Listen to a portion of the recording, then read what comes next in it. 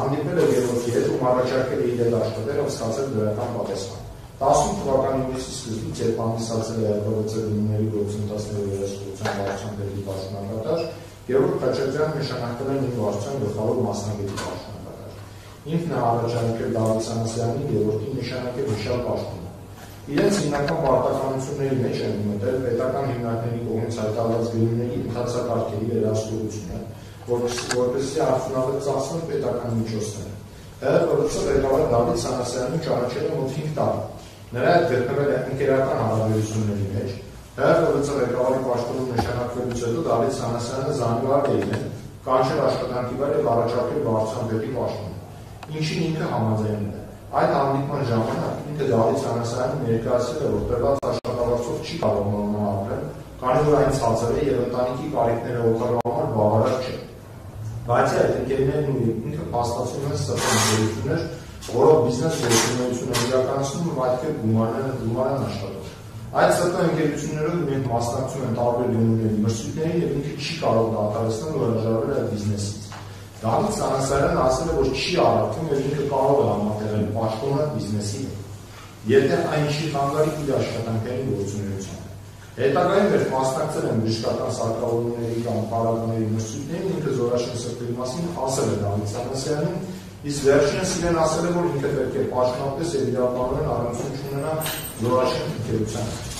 2018 թվականի հոկտեմբեր ամսին նրա առողջապահության նախարարության կողմից հայտարարվել է 40 կամ 45 ճապատագրություններից բաղկացած գնումների ընթացակարգ։ Ինքը հանձնարարել է Գևորգին, որպեսզի ուսումնասիրի մրցույթների խտրականներու ենթադրյալ հանգամանքները, Գևորգը տեխնիկական մոնտաժել է էլեկտրոնային եղանակով ուսումնասիրելուց հետո առանձնացրել է նրա կարծիքով գնումների մասին օրենսդրությանը չհամապատասխանող ճառագայթում։ Ինքը բժշկական սարքավորումների վերաբերյալ մասնագիտական գիտելիքներ չունի եւ չի հասկանում նրանց տեխնիկական մոնտաժերի առանձնահատկությունը։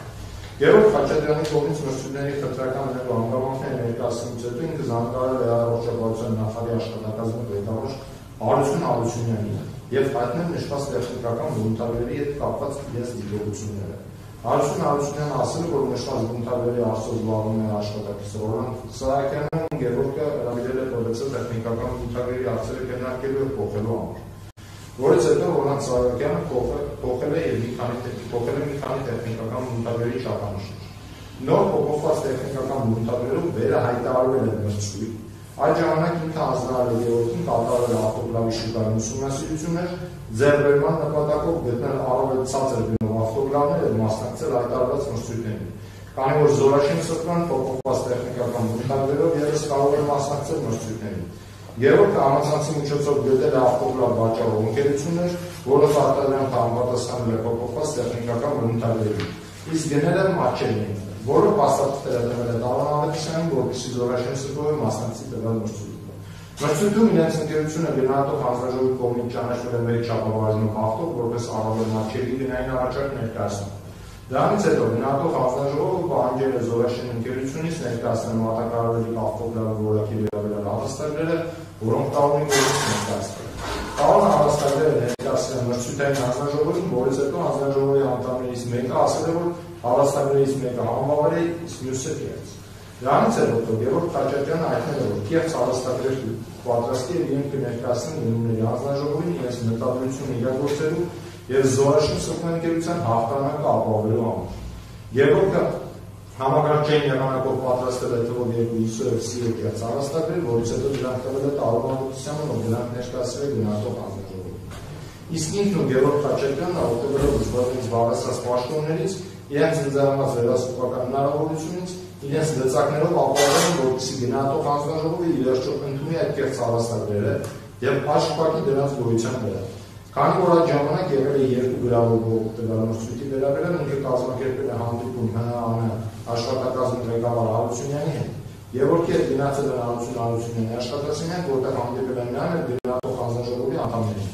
Բողոքները ներկայացնելուց հետո հանդիպան մասնակիցները ասել են, որ զորաշեն սրտերի կողմից ներկայացված հավաստագրերից մեկը կեղծ է, իսկ մյուսը անվավեր։ Ինչին ի պատասխան իրենք ասել են, որ եթե կեղծը կարող են անպատասխան ներկայացնել մերժել ընկերությանը, սակայն այնուհանդերձ նրանց հաջողվել է ուղղորդել դիման հանձնաժողովին, որպեսզի վերջինս աշխատեն անվավեր եւ կեղծ հավաստագրերի վրա եւ պայմանագիր կնքեն զորաշեն սրտերի հետ։ 18 թվականի նոյեմբեր-դեկտեմբեր ամիսներին Գևորգն ուսումնասիրել է դիալիզի պարագաների շուկան եւ իրեն տարօրինակ ներկայացրել, որ այն բավականին շահութաբեր է, ուստի կարող են մասնակցել մրցույթներին։ Մասնավորապես Գևորգ Քաջարյանի կողմից նախաձեռնվել է հեղին դիալիզի պարագաների ուսումնասիրություն, որի արդյունքում պարզվել է, որ հեղին գործող է դիալիզի ծառայությունների մատուցող թվով 9 պետական բժշկական կենտրոններից 6-ում տարիներ շարունակ միակ մատակարարել է Նատալի ֆարմակերությունը, իսկ 3 բժշկական կենտրոններում Ֆրեզեն Սփ։ 15 թվականի հունվարին իր ցուցումով Գևորգն այցելել է Սուրբ Գրիգոր Լուսավորիչ փողը, որտեղ հանդիպել է տնօրեն Արման Հովհաննիսյանի հետ, ում հետ քննարկել են դիալիզի պարագաների խնդրական ունենալու հարցը։ Գևորգն Արման Հովհաննիսյանին հայտնել է նաև, որ մշակվում են տիպային բնութագրեր, որոնք նախատեսվում է կիրառության մեջ դնել 2 ամսվա ընթացքում։ Ուստի առաջարկել է կազմակերպել գնումները, նրանց տարեկան ծավալի 20%-ի չափով, որից հետո պատրաստվում են տիպային բնութագրերը արդեն կարողանան հայտարարել մնացած 80% խանութների չափով։ Արման Հովհաննիսյանը հայտնել է, որ դիալիզի պարագաների մրցույթների իրենց մեջ ներառում են հեմոդիալիզի սարքերի դրանց սպասարկման պայման, ուստի Ֆրեզեն Սփ-ն կհրաժարվի սպասարկումից, եթե այլ ընկերության պարագաներ մատակարարվել են, օգտագործվում են նրանց սարքերի վրա, դրանից հետո կառաջանան լրացուցիչ գումարներ ծախսելու խնդիրներ։ Գևորգն Արման Հովհաննիսյանին առաջարկել նաև, որ պետք է սպասարկման են ընթացիկ նորոգումների վերաբերյալ ծառայությունների համար հայտարարվեն առանձին մրցույթ։ Գևորգն այն ասել է, որ Արման Հովհաննիսյանի հետ պայմանավորվածություն է ձեռք բերել այն մասին, որ Սուրբ Գրիգոր Լուսավորիչ բժշկական կենտրոն ՊԲ-ն կայտարարի կարիքների միայն 20% բավարարելու չափով դիալիզի պարագաների մրցույթ, իսկ դիալիզի սարքավորումների սպասարկման մրցույթը առանձին կազմակերպելու համար իրականացնի շուկայի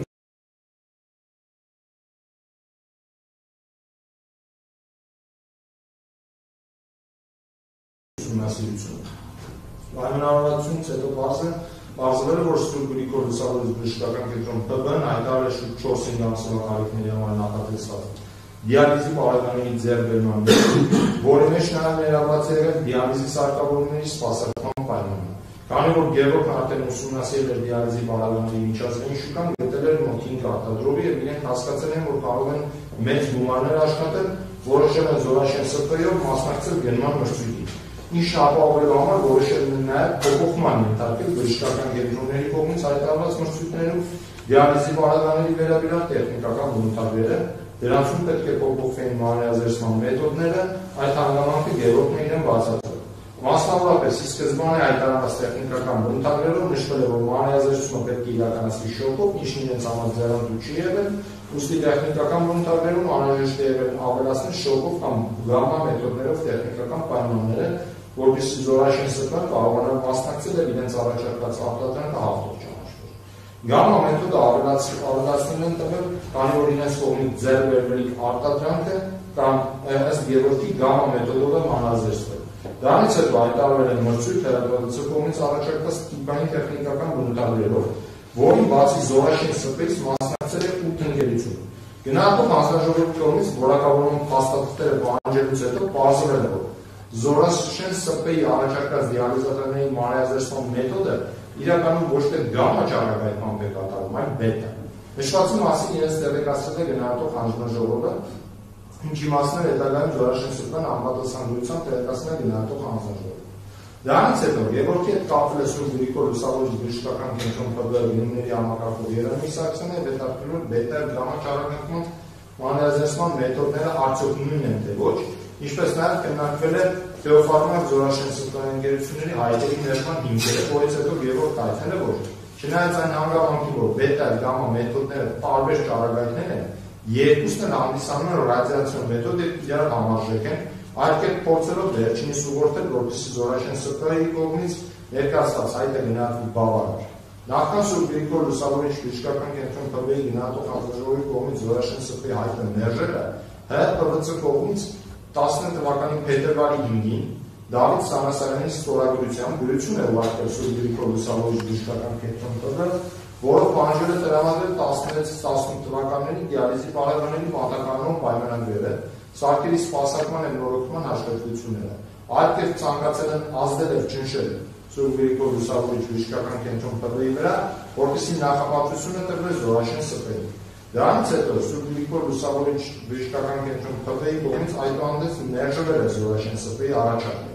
Մերժումը ստանալուց հետո իրենք ուղիներ են ընտրել ՍԳԲ բժշկական կենտրոնի պատժելու համար, որից հետո որոշել են վարչության աշխատակիցներից բաղկացած խումբ ուղարկել բժշկական կենտրոն ստուգումներ իրականացնելու համար, եւ ինքը զանգահարել է բժշկական կենտրոնի ՊԲ-ի ներկայացուցիչին եւ հայտնել, որ հայտնվել այցելում են բժշկական կենտրոն դիալիզի մասով ստուգումներ իրականացնելու համար։ Ինքը զեկուցել է Դավիթ Սանասարյանին, որ անհրաժեշտ է որևէ եղանակով Սուրբ Գրիգոր Լուսավորիչ բժշկական կենտրոնում հասկացնել, որ իրենց խոսքը բոլորից առավել է եւ անհրաժեշտ է արձանագրել բժշկական կենտրոնում առկա խախտումները, ինչին Դավիթ Սանասարյանը չի արձանագրել եւ իր առաջարկով հանձնարարական է բացել Իշալ բժշկական կենտրոնում ուսումնասիրություններ սկսելու համար։ Ինքը Դավիթ Սանասարյանին զեկուցել է իրենց գրեթե բոլոր գործողությունները։ Այնուհետև ստուգող խումբը ամբողջ կազմով այցելել է եւ սկսել է ստուգել դիալիզի հետ կապված Սուրբ Գրիգոր Լուսավորիչ բժշկական կենտրոնի ՊԲ-ի բոլոր փաստաթղթերը, այդ թվում դեղական դիալիզի պահեստը։ Ստուգման ընթացքում նշված պահեստում հայտնաբերվել է Ֆրեզեն ՍՊ-ի կողմից մատակարարված ապրանքների տեխնիկական բնութագրերի անհամապատասխանություն։ Այդ խախտումը գտնելուց հետո մեծ ցանկություն ունենալով բժշկական կենտրոնի պատժել, ինքն այդ մասին զեկուցել է Դավիթ Սանասարյանին եւ ստանալով վերջինիս համաձայնությունը չսպասելով մինչև ուսումնասիրության ավարտը Սուրբ Գրիգոր Լուսավորիչ բժշկական կենտրոնում ՊԲ-ում հայտնաբերված խախտումների վերաբերյալ կազմված արձանագրությունը անպատասխան գրությամբ ուղարկել է ոստիկանության կազմակերպած անձնագրության եւ պայքարի գլխավոր վարչություն, որպեսզի ոստիկանները գնան բժշկական կենտրոն եւ նրանք այդ ստուգումները իրականացնեն։ Այդ քայլով իրենք ապացուցել են, որ իրենց խոսքը բոլորից առավել է եւ իրենց ընկերությանը պետք չէ մերժել։ Սուրբ Գրիգոր Լուսավորիչ բժշկական կենտրոն ուղարկված գրությունից ուղարկվել է նաեւ Վանաձոր բժշկական կենտրոն ՏԲ, միևնույն ժամանակ նա հայտնելով, որ դիալիզի պարագաների ձեռքբերան անհրաժեշտ ծավալի միայն 20%-ի չափով։ Իր ավտոմեքենայի ուզարկությամբ հայտնաբերված հեմոդիալիզի պարագաները ձեռք են բերվել Գևորգի կողմից Գերմանիայից որպես նմուշ։ Առողջապահության ոլորտին վերաբերող գնումների ընթացակարգերի տեխնիկական բնութագրերի փոփոխման իրենց իրական նպատակը եղել է, որպեսզի ստեղծված հնարավորությունից օգտագործեն վերահսկողական լծակները եւ Զորաշեն ՍՊ ընկերությունը մասնակցեն այդ մրցույթներին եւ ապահովեն իրենց հաղթանակը եւ այդ եղանակով գումար աշխատեն։ Քանի որ ՀՀ ղեկավար Դավիթ Սանասարյանից ինքը ստացել էր թույլտվություն եւ նրա օժանդակություն, ինչը կայացել է նրանում, որ ինքը Դավիթ Սանասարյանին ներկայացրել է, որ Սուրբ Գրիգոր Լուսավորիչ բժշկական կենտրոն ՊԲ-ում առկա են խախտումներ, կապված դիալիզի պարագաների ձեռքբերման հետ։ Միաժամանակ նրան պատմել է, որ նույն բժշկական կենտրոնի գնահատող հանձնաժողովը վատ է վերաբերվել իր Զորաշեն ՍՊ-ին եւ նպատակադրվել են մերժել իրենց հայտը։ Ուստի Դավիթ Սանասարյանը իրենց օգնելու համար համաձայնել է ստորագրել ուսումնասիրություն կատարելու հանձնարարել։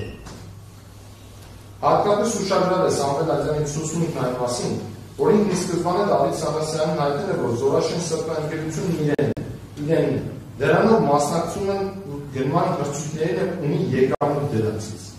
Վերջինս իրեն թույլ է տվել համատեղել պետական աշխատանքը բիզնեսի հետ, միայն թե ինքնիրավաբանորեն կապ չունենա այդ ընկերության հետ։ Դավիթ Սանասարյանը թույլատրել է մասնակցել պետական մրցույթներին եւ տեղյակ եղել նաեւ, որ Զորաշեն ՍՊ ընկերությունը ինքը տարօրինակ մասնակցել է Սուրբ Գրիգոր Լուսավորիչ բժշկական կենտրոնի տուբերկուլոզի դեմ պայքարի ազգային կենտրոն ԿՈԱԿ-ի կողմից հայտարարված մրցույթներին։ Դավիթ Սանասարյանին ներկայացրել է նաև, որ Սուրբ Գրիգոր Լուսավորիչ բժշկական կենտրոնի գնահատող հանձնաժողովի անդամները խոչընդոտներ են առաջացրել իրենց ընկերության նկատմամբ կապված տեխնիկական բնութագրերի հետ եւ խնդրել է Դավիթ Սանասարյանին նախ գրությամբ պահանջել նշված կենտրոնի 16-18 թվականի դիալիզի պարագաների ձեռքբերման վերաբերյալ փաստաթղթերը, ապա հետագայում նաև ուսումնասիրություն բացել Սուրբ Գրիգոր Լուսավորիչ բժշկական կենտրոնում, որպեսզի բժշկական կենտրոնի աշխատակիցները հասկանան եւ գիտակցեն, որ իրենց նկատմամբ նրանց ցուցաբերած վերաբերմունքը չի կարող առանց հետևանքների մնալ։ ՀՀ աշխատակիցների կողմից բժշկական կենտրոնների բիզնես կրելու մասին հրապարակումների կապակցությամբ մի քանի անգամ մտել է Դավիթ Սանասարյանի մոտ եւ հայտնել իր անհանգստությունը, սակայն վերջինս իրեն ասել եւ հավաստիացրել է, որ ամեն ինչ նորմալ է, իրենց ոչինչ չի սպառնում եւ շարունակեն ուսումնասիրությունը։ Սուրբ Գրիգոր Լուսավորիչ բժշկական կենտրոնում այդ մասին ինքը տեղեկացրել նաեւ Գևորգ Թաչյաջյանին եւ Տարոն Ավետիսյանին, քանի որ նրանք են անհանգստացած եղել մամուլի հրապարակումներից։ Եթե Դավիթ Սանասարյանն արգելել իրեն համատեղել բիզնեսը եւ պետական ծառայությունը, ինքը միանշանակ կընտրել բիզնեսը եւ կհրաժարվել հարկադրությունում աշխատելու նրա առաջարկից։ Բացի այդ, դեռևս 2018 թվականի վերջերից Զորաշեն Սփյուռքի մասնակցել են տուբերկուլոզի ազգային կենտրոն ԿՈԱԿ-ի կառույցների համար ավտոգրավների մասով կազմակերպած մրցույթին իրեն աշխատասենյակ է կանչել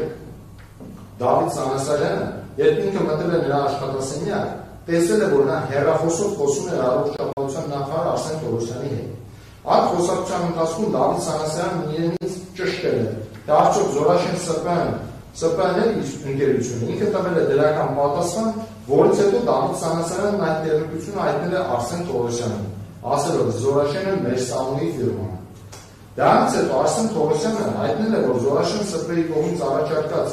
ավտոկլավ բժշկական սարքի գինը ձեռնտու է, սակայն առկա է առաստաղների հետ կապված խնդիրներ, ինչին պատասխան Դավիթ Սանասարյանն ասել է առաստաղները նորմալ են, այդ հարցը տեղում ճշտելով իր հետ։ Ինքը վերջինիս հավաստիացրել է, որ սերտիֆիկատներն նորմալ են։ Քանի որ Դավիթ Սանասարյանը լավատեղյակ է եղել, որ Զորաշեն ՍՊԸ-ն պատկանել է իրեն, ուստի Արսեն Տորոսյանի նամակը հարցը այն մասին, որ ՀՀՊՎՑ աշխատակիցները դիտավորյալ փոխել են հեմոդիալիզի մրցույթի տեխնիկական բնութագրերը, որպեսզի իրենց ընկերության մասնակցեն այդ մրցույթին, Դավիթ Սանասարյանը ուղարկել է իրեն, որպեսզի ինքը կազմի Արսեն Տորոսյանի հարցի պատասխանը, ինչն էլ ինքը արել է։ Բայց քանի որ ինքն է այդ պատասխանը գրել, բնականաբար չի անդրադարձել Արսեն Տորոսյանի հարցում նշված այն հանգամանքին, որ ՀՀՊՎՑ աշխատակիցները դիտավորել փոխել են հեմոդիալիզի մրցույթի տեխնիկական բնութագրերը, որպեսզի իրենց ընկերության մասնակցեն այդ մրցույթին, ինչն էլ Դավիթ Սանասյանը տեսել է, քանի որ նա տեղյակ եղել, որ ընկերությունն իրենն է որևէ առարկություն, որևէ արձագանք չի եղել այդ մասով։ Նշված ցուցմունքները Սամվել Աջյանը պաշտպանների մասնակցությամբ առնվազնապես երկու պաշտպանների մշտապես պնդել է նաև Դավիթ Սանասարյանի հետ առերես հարցաքննության ընթացքում։ Այսինքն դա արգելք դարձան ինչի ամեն նշում, որ հնարավոր չի երկու պաշտպանող պրոֆեսիոնալ իրավաբանի ծառայությունից օգտվելով այդ անձի վրա ազդեցություն գործադրել ու գործել թելադրել այն դեպքում,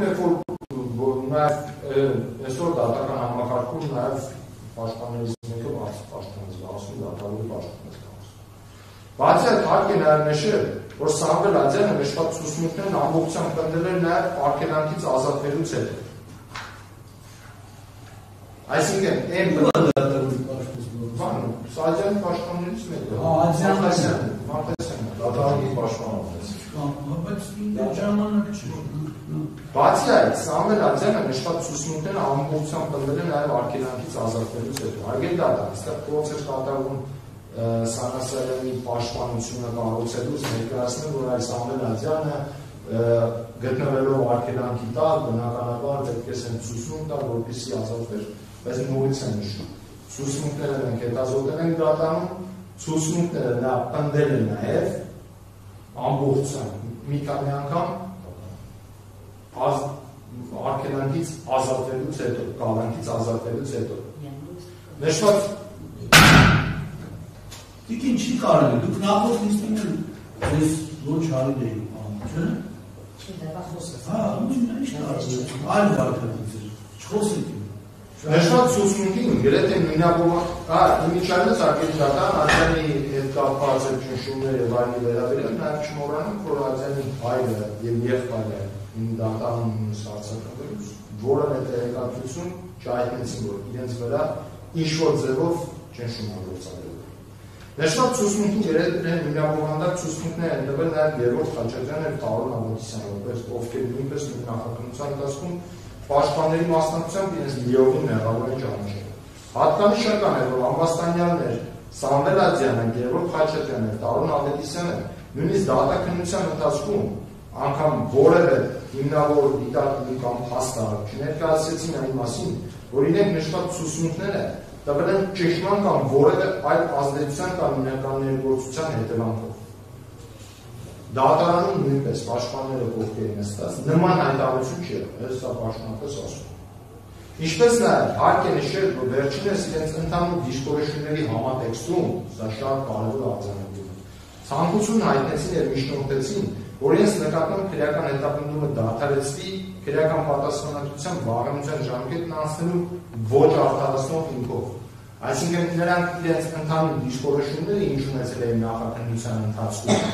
որ Մեղավոր են իրենց արտադրության ճանաչին, համաձայնում են, չեն վիճակել։ Վերջում փորձելով ըստեյության մի մասը հրաժարվելով, մի մասը ոչ թե իրենց գործողությունները մեկնաբանելով, այլ հետագայում դիալիզականների սպասարկման առանձնահատկությունները եւ այլն, փորձում են այլ ուղղությամբ տանել, բայց փաստը նրանք վերջում չշեղեցին իրենց նախաքննական բուն ուղղությունից եւ վերջում համաձայնեցին Բարոյական ժամկետի հիմքով ոչ արտարացնող հիմքով քրեական պատասխանատվությունից ազատվել։ Հարկի կրկին անգամ արձանագրել, որը նշված բոլոր ամբաստանյանները, ինչպես նախաքննության, այնպես էլ դատական քննության ընթացքում ունեցել են պաշտպանել, օգտվել պրոֆեսիոնալ իրավաբանական օգնությունից։ Երրորդ պատճառները մյուս ամբաստանյանների կողմից դատական ընթացքում հայտնած դիտարկումներն այն մասին, որ իրենց կատարած աշխատանքից հետո մինչ օրս փոխվել են դիալիզատորների ձեռբերման մրցույթները, ապա հարկ է նշել, որ նախ դրանք ընդհանուր ամբաստանյանների կարծիքն է, որը հիմնավորել պատշաճ ընդհանրակարգով ուսումնասիրության, դրանց վերաբերյալ ներկայացություն դատարան չի ստացվել։ Բացի այդ, նշված անձանց մեղադրանք է առաջադրված եղել, ոչ թե գնումների գործընթացին ուղղակի այսպես վիճակելու կամ գնումներն ազատականացնելու ուղղությամբ քայլեր ձեռնարկելու, այլ որ նրանք օգտագործելով եւ չարաշահելով իրենց պաշտոնական լիազորությունները, իրենց սեփական ընկերության եւ շահերի համար են նշված գործողությունները կատարել։ Հարգելի դատան, այստեղ փորձ էր կատարում արդեն ձեզ ներկայացնել, թե մենք փորձել ենք ազատականացնել, այլ մենք փորձել ենք մտնել եւ դրա համար մեր գործողությունները դեկան հասան մեզ մեղադրանք ներկայացվեց եւ այլն եւ այլն։ Սակայն իրականությունը ամբողջությամբ այլ է, մեղադրանքը նրա համար է, որ իրանք այդ գործընթացի մեջ լինելով պետական վերահսկողական ծառայության աշխատակիցներ, իրենք այստեղ այդ հարցը բազմաթիվ անգամներ հիշել։ Դուք ի վերջո ՏՎՑ աշխատողներ եք, թե առևտրային կազմակերպության ներկայացուցիչ բոլոր արձակնված վկաները, բոլոր հետազոտված ապացույցներից ավելի շատ հետևում են, որ ՏՎՑ-ում գտնվել են իրենց ընկերության սեփական շահերը սպասարկելու համար։ Եվ մեղադրանքը հենց դրա մասին է, որ իրենք սեփական ընկերության շահերի համար են այդ գործողությունները կատարել։ Բան են փոխել, որ իրենց ընկերությունը կարողանան մասնակցել, որտեղ ազատականացնեն դրա համար իրենց մեղադրանքը։ Բացի վերը նշված ցուցմունքներից, ամբաստանյան Դավիթ Սանասյանին առաջադրված մեղադրանքում վերջինիս մեղադրությունը հաստատված համարելու համար հատկապես կարևոր է նաև վկա Արսեն Թորոսյանի կողմից նախաքննության ընթացքում տրված եւ դատաքննության ընթացքում հետազոտված ցուցմունքներն այն մասին, որ 18 թվականի մայիսի 12-ից նշանակվել է առողջապահության նախարար։ 15 թվականի փետրվարի 29-ին ՀԱՑՏ-ն կից գրությամբ ուղարկել է իր կողմից կազմված տեղեկանքն այն մասին, որ 18 թվականի նոյեմբերից առողջապահական հիմնարկներում հասկացող գնումների մրցութային գնահատակարգերում ՀՀ աշխատակիցներն ապօրինի միջամտել են այդ գնման պրոցեսներին։ Մասնավորապես ինքը եւ իր աշխատակիցները պարզել են, որ ՀՀ աշխատակից Գևորգ Խաչատրյանը զանգահարել է տարբեր լուսաստատությունների տնօրեններին եւ առողջապահական ոլորտի պաշտոնատար այլ անձանց եւ առաջարկել փոփոխել իրականացնող մրցությունների առարկաների տեխնիկական նյութերը։ Երբ բանավոր եղանակով այդ առաջարկը մերժվել, ապա անապահ ՀՀ-ից ուղարկվել է գրություն գնումների գործընթացի վարչության պետի ԺՊ Սամվել Ատյանից, որով վերջինս նշել է, թե իբր որոշ ապրանքների տեխնիկական բնութագրերը ուղղորդված են ենթակայան փոփոխման։ Այդ գրությունների մեջ անգամ նշվել է, թե կոնկրետ ինչ տեխնիկական բնութագրի պետք է տեղավորվի մրցույթների իրականացման համար։ Տեխնիկական բնութագրերը փոփոխելուց հետո ուտեգալ մրցույթներին մասնակցել է Զորաշեն ՍՊ-ն եւ հաղթող ճանաչել այն առարկաների մրցույթային լոտերում, որտեղ ՀՀ աշխատակիցների կողմից ներդրվել է տեխնիկական բնութագրերի փոփոխություն։ Մասնավորապես 2018 թվականի նոյեմբեր ամսին Գևորգ Խաչատրյանը զանգահարել է ՀՀ գլխավոր քարտուղար ԺՊ Արություն Հարությունյանին եւ առաջարկել փոխել Երևանի ավտոգրամների տեխնիկական բնութագրերը, ինչի արդյունքում տեխնիկական այդ բնութագրի որոշ պարամետրեր փոխվել են, սակայն որակի ISO 13485 սերտիֆիկատի պարտադիր լինելու պահանջը մնացել է անփափ։ Մրցույթի ավտոն է ճանաչվել Զորաշեն ՍՊ-ն 51.800.000 դրամով ընդհանուր արժեքով ավտոգրամների մասով։ Այնուհետև մրցույթի գնահատող հանձնաժողովին այդ ընկերությունը ներկայացրել է հավաստագրեր, որոնք կատարված հասման գնահատող հանձնաժողովի կողմից ուղարկվել են Էնտեսերմա ընկերությանը, որը տրամադրում է տվյալ որակի սերտիֆիկատը, Էնտեսերմա ընկերությունից ստացվել է պատասխան, որ հավաստագիրը կեղծ է։ Կեղծ հավաստագրի հետ կապված էլեկտրոնային նամակագրության ժամանակ Զորաշեն ՍՊ-ն ուղարկել է նաև նույն էլեկտրոնային նամակները միաժամանակ գնահատող հանձնաժողովին եւ Հիշատ Գևորգ Խաչատրյանին։ Ի վերջո Զորաշեն ՍՊ-ի հետ կնքվել է պայմանագիր, սակայն քանի որ մրցույթ է եղել պայմանով, տվյալ մրցույթի ժամանակ շրջանակներում երբ որևիցե ապրանք չի մատակարարվել։ 18 թվականի դեկտեմբեր եւ 2015 թվականի հունվար ամսին Գևորգ Խաչատրյանը բազմիցս զանգահարել է Լոռու Ասպետանի առողջապահության եւ սոցիալական ապահովության վարչության պետի ԺՊ Արտուր Մխիթարյանին եւ Վանաձոր ԲԿ-ի ՊՊ-ի տնօրենի ԺՊ Վահագն Մկրտչյանին եւ առաջարկել փոփոխման ենթարկել ֆրեզենյուս հեմոդիալիզ իրականացնող սարքի դիալիզատորների եւ արյունատար գծերի տեխնիկական բնութագրերը։ Տնօրենը վարչության պետը մանրամասն բացատրել են, որ չանտեսելով ֆինանսական տնտեսությունները, այնուամենայնիվ հեմոդիալիզի որակից կախված է հարյուրավոր հայ քաղաքացիների կյանքը եւ կյանքի որակը, դա այն ապրանքախումբը չէ, որ հնարավորին գնել չնչին տարբերվող գնով, ինչը միջակայց այգի դատարան Վանաձոր ԲԿ-ի տնօրեն Վահագն Մկրտչյանը ամբողջությամբ հիշեց, տնտես նաեւ դատարանը։ Այն դեպքում եւ տվյալ սարքավորումների պաշտոնական ներկայացուցիչը մատակարարում է հենց ֆրեզենյուս ապրանքանիշի դիալիզատորները նախատեսված կոնկրետ տվյալ սարքերի համար եւ տվյալ ընկերությունը ամբողջ աշխարհում հանդիսանում է հեմոդիալիզի սարքավորումների եւ դրանց պարագաների որակական առաջատար։ Գևորգ Խաչատրյանին նաեւ իրազեկել են, որ տվյալ սարքավորումները գտնվում են երաշտային սպասարկման մեջ եւ եթե ձեռք բերվի այն դիալիզատորներ, որոնք խափան են սարքավորումների աշխատանքը, ապա սպասարկող ընկերությունը պարզապես հրաժարվելու է երաշտային սպասարկում իրականացնելուց։ Քանի որ խոսքը 90 միլիոն դրամ նախարարական գնով ապրանքների մասին է, ապա Գևորգ Խաչատրյանն եւ նա վարչության պետ Սամվել Ադրյանը անտեսելով վերնշտած հիմնավորումները 16/01/15 թվականին Լոռու Ասպետան ուղարկել են պաշտոնական գրություն, որով առաջարկել են փոփոխել դիալիզատորների եւ արյունատար գծերի տեխնիկական բնութագրերը։ Նույն գրությամբ Սամվել Ադրյանը նշել է, թե կոնկրետ ինչպես է անհրաժեշտ փոփոխել դրանք, մասնավորապես մանրէազերծման մեթոդը Սամվել Ադրյանը փոխել է շոկի փոխարեն շոկով կամ գամմա ճառագայթմամբ, հատկանշական է, որ տվյալ մրցույթը հետաձգվել է, քանի որ Բոմն Աշոտ Հովհաննիսյանը գնումների հետ կապված բողոքներ քննող անձին ներկայացրել է 07/08/18 թվականին տվագրված բողոք, որով բողոքարկել է մանրէազերծման մեթոդը, մեկնաբանելով, որ շոկով մանրէազերծման մեթոդը իբրև թե համարժեք է ռադիացիոն մանրէազերծման մեթոդի։ 07/02/19 թվականին Գևորգ Խաչատրյանը լուսավորիչ ԲԿ ՏԲ-ի գնումների համակարգող Երանուհի Սարգսյանը եւ իրազեկել, որ իրենք թեև հենց ՀՀՊՎՑ առաջարկող փոփոխել են տեխնիկական բնութագրի եւ մանրէազերծման մեթոդը նշել են շոկով կամ գամմա ճառագայթումով, սակայն հաստող ճանաչված Զորաշեն ՍՊ-ի դիալիզատորները մանրէազերծում են բետա ճառագայթումով, որը համարվում է ռադիացիոն մեթոդ։ Երանուհի Սարգսյանը նաեւ իրազեկել է, որ դա հանդիսանում է մերժման հիմք, ուստի գնումների մասին օրենքի համաձայն պետք է հայտ ուղարկվի գնումների հետ կապված բողոքներ քննող անձին վերջինիս կողմից քննություն անցկացնելու եւ Զորաշեն ՍՊ-ի գնման ընթացակարգին մասնակցության իրավունք ունեցող անձանց սերտիֆիկատի ներառումն նպատակով։ Տվյալ խոսակցությունից հետո ՀՀՊՎՑ աշխատակիցները հասկանում են, որ նույն խնդիրը առաջանալու է նաեւ Վանաձոր ԲԿ-ում, Զորաշեն ՍՊ-ի դիալիզատորները չեն համապատասխանում իրենց կողմից առաջարկած եւ փոփոխված տեխնիկական բնութագրերին, որից հետո անմիջապես դրա հաջորդ օրը Բոմնանց բողոքարկել է Վանաձոր ԲԿ-ի գնման ընթացակարգ։ 15 թվականի հունվար ամսին Գևորգ Խաչատրյանը կապ է հաստատել Սուրբ Գրիգոր լուսավորիչ ԲԿ ՊՊ-ի տնօրեն Արման Հովհակիմյանի հետ եւ առաջարկել փոփոխել ֆրեզենյուս դիալիզ իրականացնող սարքի դիալիզատորների եւ արյունատար գծերի տեխնիկական բնութագրերը։ Տնօրենը խորհրդակցելով հեմոդիալիզ իրականացնող բժիշկների հետ մանրամասն կյանքի որակը եւ դա ապրանքախումբը չէ, որ հնարավոր ունի գնել չնչին տարբերվող գնով դիալիզատորներ, այդ դեպքում ευτերալ սարքավորումների պաշտոնական ներկայացուցիչը մատակարարում է հենց ֆրեզենյուս ապրանքանիշան դիալիզատորներ նախատեսված կոնկրետ տվյալ սարքերի համար եւ այդ ընկերությունը ամբողջ աշխարհում հեմոդիալիզի սարքավորումները դրանց պարագաների որակական առաջատարն է։ Իմիջիայլոց այս ուսումնքը նույնպես Արման Հովհակիմյանը ամբողջությամբ պնդել է դատարանում։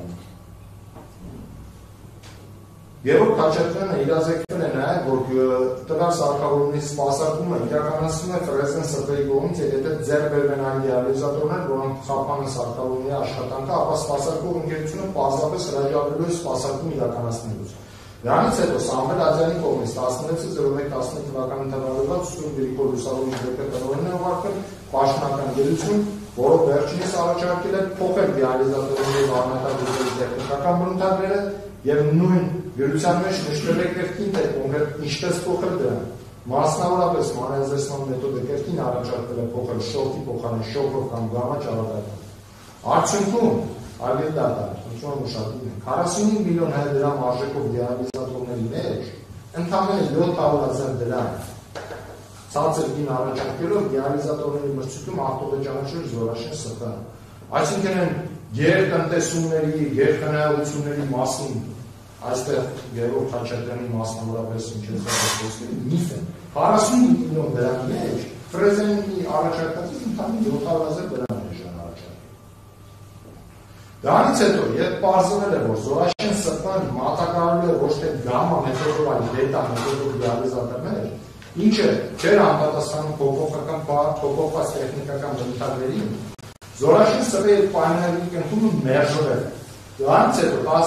11 թվականին թիվ 001-10 հանձնարարելով հրապարակության սկսել ուսումնասիրություն Սուրբ Գրիգոր Լուսավորիչ դեպքում։ Բացի այդ, Ֆրեզեն ՍՊ-ի տնօրեն Հրանտ Իվազյանը իրականացրել է սեփական դիտարկումներ, փորձել ճշտել, թե ինչի համար է հրապարակության փոփոխման հետաքրքիր տարբեր հուշաստացությունների գնման ընթացակարգերի տեխնիկական բնութագրերը, ինչալով Իվազյանը նույնպես այստեղ հանվել է համոզությունը, եւ ովքեր են Զորաշեն ՍՊ-ի սեփականատերերը։ Արդյունքում ընկերական միջավայրում հանդիպելով Տարոն Աղետիսյանը ստացել է պատասխան, որ պետք չէ մանգալ այլ անձած, Զորաշենի տերերը հենց Սամվել Ատյանի ընտանիքն է եւ այսօր պետք է համակերպվել իրողության հետ։ 2018 թվականի հոկտեմբեր ամսին Առողջապահության նախարարության կողմից Գլոբալ հիմնադրամի միջոցներով հայտարարվել է բազմաթիվ չափաբաժիններից բաղկացած գնումների ընթացակարգ, որոնց թվում է եղել տուբերկուլոզ դեմ պայքարի ազգային կենտրոն խորհրդի տարիքների համար Երևանի ավտոկլավի ձեռքբերման համար նախատեսված նորմը։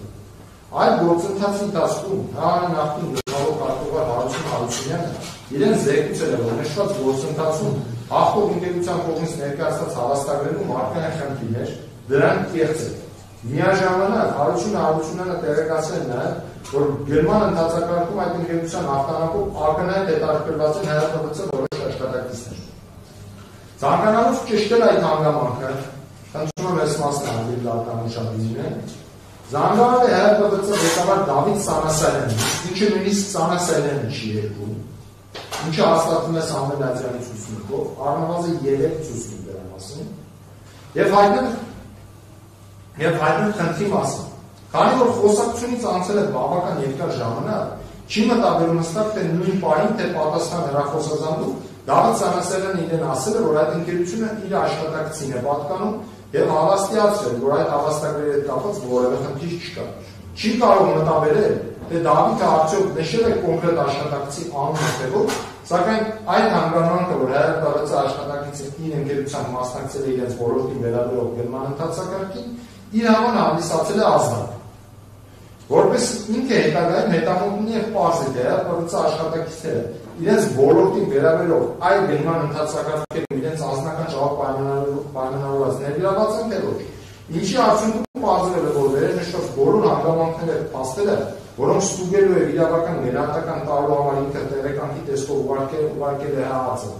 Դավիթ Սանասարյանն ունեցել է նաև հետագայում ևս 2 հեռախոսային խոսակցություն Զորաշեն ՍՊ-ի եւ ՀՀՊՎՑ աշխատակիցների հետ կապված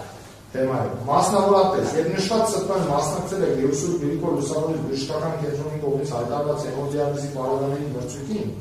ինքը զանգարել է Դավիթ Սանասարյանին եւ ասել, որ Սամվել Ատյանի կողմից գրավոր առաջարկված տեխնիկական բնութագրերի փոփոխությունների պատճառով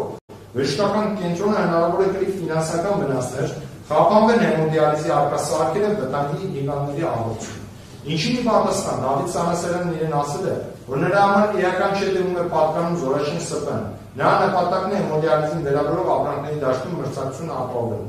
Դրանից հետո Սուրբ Գրիգոր Լուսավորիչ բժշկական կենտրոնի գնահատող հանձնաժողովը արդեն պետք է մերժեր Զորաշեն ՍՊ-ին, քանի որ վերջինս առաջարկած ապրանքը չի համապատասխանել նրանց իսկ կողմից առաջարկված տեխնիկական բնութագրերին։ Այդ ժամանակ ՀՀՊՎՑ ղեկավար Դավիթ Սանասարյանը բացել է իշար ուսումնասիրությունը, որից հետո նրա աշխատակիցներն այցելել են բժշկական կենտրոն, որտեղ կենտրոնի աշխատակիցների եւ տնօրենի նկատմամբ դրսևորվել են բավականին կոպիտ եւ պաշտոնատարանձին ոչ հավի վարքագիծ։ Այսինքն 18 թվականի հոկտեմբերին իմանալով Զորաշենի հետ կապը, միակ նորից 19 թվականին նորից իմանալով էլի բացել է անձնարարակյանը։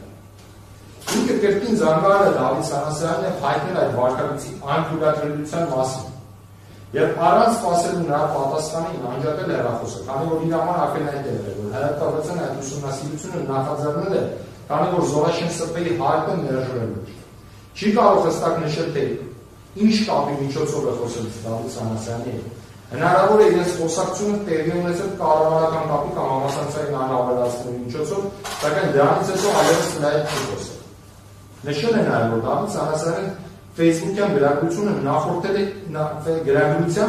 նախորդել է իր հեռախոսազանգը Դավիթ Սանասյանին, որի ընթացքում նա տեղեկացրել է Զորաշեն ՍՊ-ով հետաքրքրված իր աշխատակիցների գործողությունների մասին, այն է միջամտել գնումների գործընթացին, փոփոխել տալով գնման բնութագրերը։ Հաջորդող Facebook-յան գրագրության ընթացքում զարմացել է, թե ինչպես կարող է իր ասած հետո Դավիթ Սանասյանը պնդել, որ չգիտի, թե ում է պատկանում Զորաշեն ՍՊ-ն։ Սակայն շարունակում մանրամասներ ներկայացնել դրա կողմից մատակարարող ապրանքների վերաբերյալ։ Նշել է, որ որևէ պետական պաշտոնյա ստեղծական բիզնես շահը առաջ տանելու համար չպետք է միջամտի որևէ տնտեսվարող սուբյեկտի գործերին, ինչպես արել են ՀՀ աշխատակիցները։ Իր կողմից տրված ցուցմունքները Արսեն Թովոսյանը նախաքննության ընթացքում տրվել է նաև Դավիթ Սանասյանին առանց արձակնության ժամանակ։ Արսեն Թովոսյանը իր ցուցմունքների մայտնած բոլոր հանգամանքները այն նկարագրությունը, որ այո 18 թվականին զանգել է ինքը Դավիթ Սանասյանին, Զորաշենի գերության անհասել, այո ինքը դիալիզատորների հետ կապված Սուրբ Գրիգոր Լուսավորչի հետ կապված զանգել է իր դժգոհությունները ահագին դնա է գրագրություն անեցել։ Պնդեց նաև դատաքննության ընթացքում հարցակումներից, դրանք շատ կարևոր է, այսինքն հանցանքի բնութագրությունը ինքը պնդեց։ Ուղղակի հավելելով, որ ինչ կարծիքով Դավիթ Սանասյանը խաբվել է իր աշխատակիցների կողմից, բայց ընդհանրապես դա ամենից։ Որպեսզի պայմաններում հայտնի կրկին անգամ արձանագրել, որ Արսեն Թովոսյանը հաստատիկ պնդել է իր ցուցմունքներում հայտնած բոլոր հանգամանքները, կարևոր է այդ իրադարձությունների վերարտադրումը ինչը դատարանում ամբողջությամբ պնդել է, որևէ տարի բան չի եղել։ Հետագայում արդեն իմ կողմից հրապարակվելուց հետո նախաքննական ցուցմունքը ամբողջությամբ պնդել է։ Ուղղակի դա հավելեց, որ ուղղակի Դավիթ Սանասյանի արարքին ինքը տալիս է իր մեկնաբանությունը։ Այո, այն որ ինքը հայտնեց, որ ուղղակի իր կարծիքով Դավիթ Սանասյանը խաբվել է, սա Արսեն Թովոսյանի սուբյեկտիվ մեկնաբանությունն է, իմ պնդման դեպքում համոզում։ Ինքը չլինելով իրական չի կարող գնահատական տալ գործողությունների, այսինքն դա օրենքի գործողությունների արդյունքում, բայց իրադարձությունները եւ նախաքննության ընթացքում, եւ դատաքննության ընթացքում ձեր նախաձեռնության ժամը շարունակ արձակվեցին, հետո նախաքննական ցուցմունք հրապարակեցին եւ նա ամբողջությամբ պնդեց այդ ցուցմունքները, ինչը իմ կողմից նայելով հրապարակվեց։ Վերաբերյալ համատեքստում հատկապես ուշագրավ է Ամբաստանյան Դավիթ Սանասյանի նախորդ դատական նիստում տրված ցուցմունքը։ Եվ վերջինս այդպես էլ չկարողացավ պատասխանել մի պարզ հարցի, թե դեռևս 2018 թվականի հոկտեմբեր ամսից տեղեկություններ ունենալով արգել դատան, խնդրում եմ այս հարցադրումներին, որը չպատասխանեց նորից ևս մեկ անգամ։ Իրից տված ցուցմունքի համաձայն, որ 18 թվականի հոկտեմբեր ամսին տեղեկություններ ունենալով, որ Սամվել Աջյանն առնչություն ունի Զորաշեն ընկերության հետ,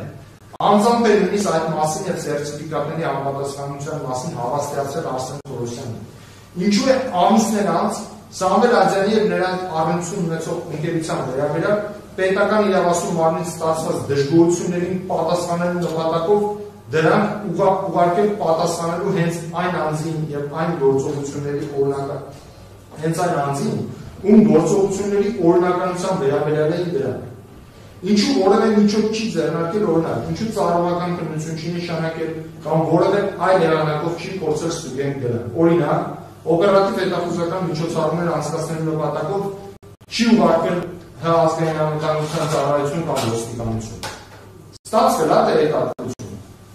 Կա ստուգելու անհրաժեշտություն։ Ուրեմն առնվազն որևէ միջոց պետք է ՊՎԾ ղեկավարի կողմից ձեռնարկվել։ Դավիթ Սանասյանը չպատասխանեց նաև մեկ այլ պարզ հարցի։ Արդյոք նա իր գործողությունները կատարել է Սամվել Աջյանին եւ մյուս ամբաստանյաններին օգնելու եւ նրանց ընկերության հաղթանակը մրցույթներում ապավելու նպատակով, չարաշահելով պաշտոնական լիազորությունները, թե ուղղակի անպուտություն է դրսևորել իր պաշտոնական լիազորությունների նկատմամբ։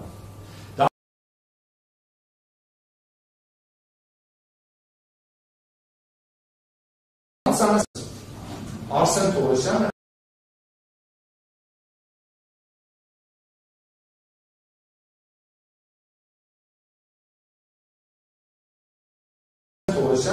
նրա դեմ ցուցմունքներ տալու։ Նշվում է, թե ինձ դեմ ցուցմունքներ է տալիս, բայց բանականությունը, բանական մարդու մտածողությունը նշվում, ինչ-որ ճանաչողություն չէ ունենալու մարդու ցուցմունք տալու։ Սամվել Աջյանը արգելանքից ազատվելուց հետո է ցուցմունքը տվել, Արսեն Թորոսյանը ցուցմունքը տալու եւ այդ իրադարձությունների ժամանակահատվածում նույնիսկ անցածելա ոլորտը համակարգը առողջապահության նախարարը ներկայացնում այժմ պատգամավոր։ Ինչ մոտիվացիա կարող է ունենալ ցուցմունքներ տալու, այն էլ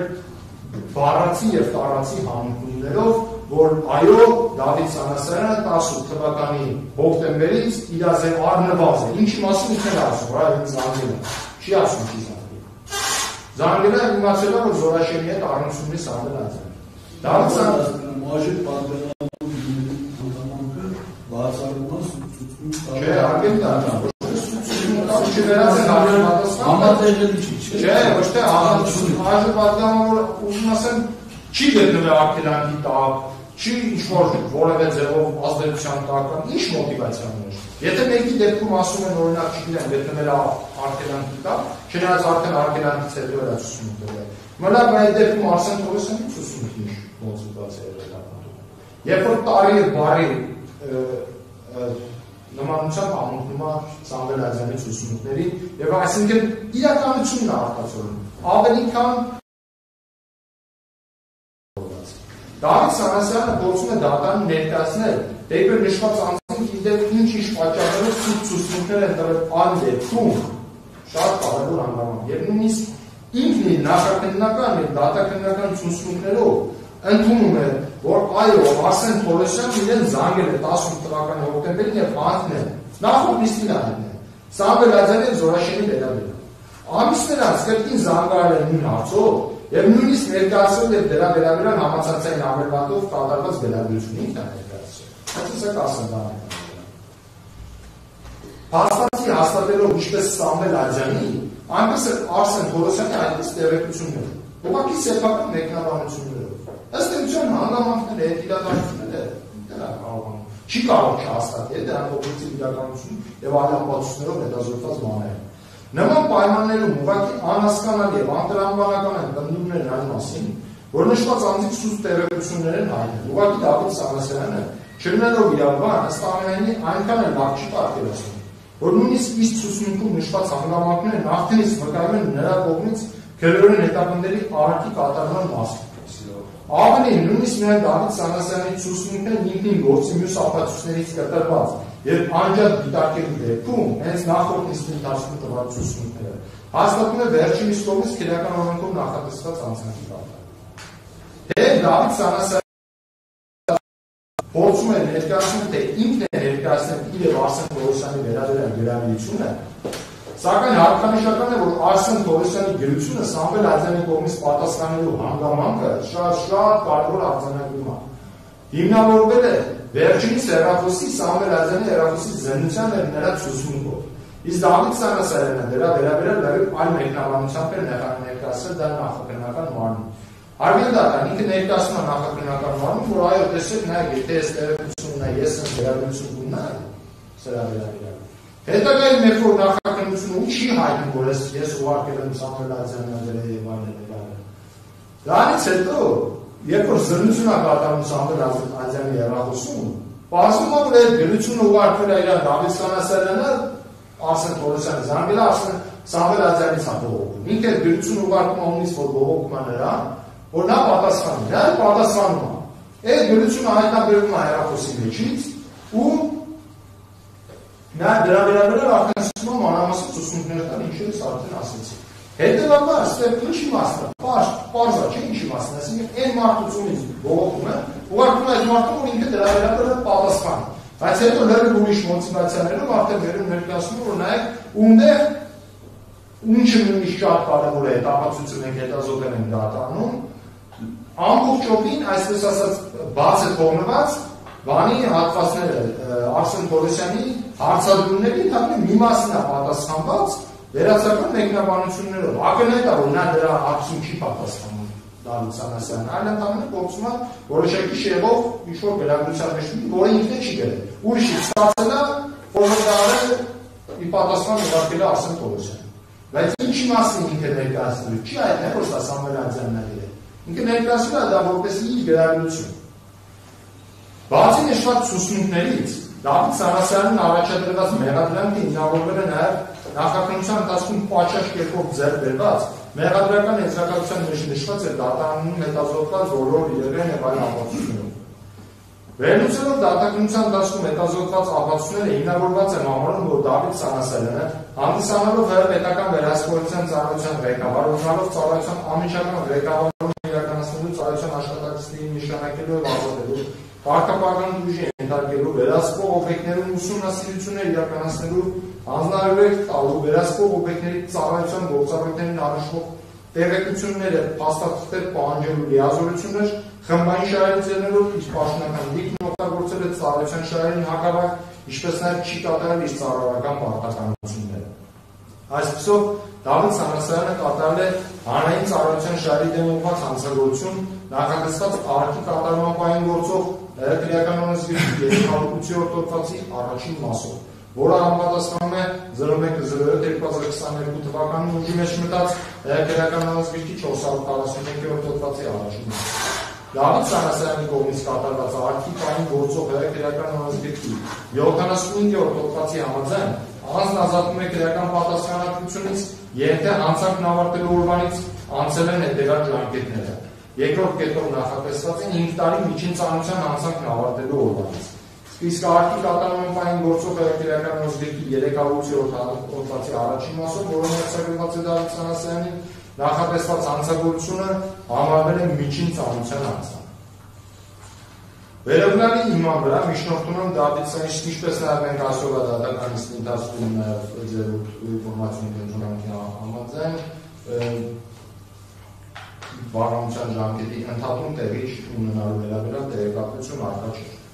Վերաբնալի հիման վրա միջնորդում եմ Դավիթ Սանասյանին մեղավոր ճանաչել արարքի կատարման պահին գործող քրեական օրենսգրքի 308-րդ հոդվածի առաջին մասով, որը համապատասխանում է 0107-22 թվականին ուժի մեջ մտած քրեական օրենսգրքի 441-րդ հոդվածի առաջին մասին եւ վերջինիս ազատել քրեական պատասխանատվությունից վարչության ժամկետ անցնելու հիմքով, քանի որ նրա կատարած հանցանքն ավարտված համարելու օրվանից 2015 թվականից անցել է 5 տարուց ավելի ժամանակ։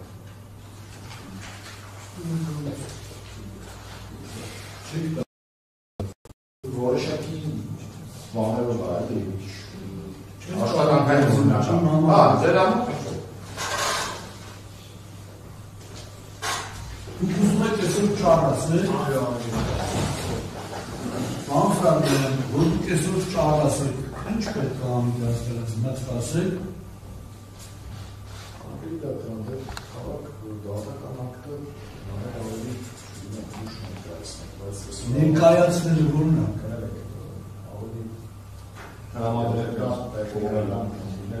Չէ, պետք է ես գնամ խորհրդակցական սենյակ, չէ՞։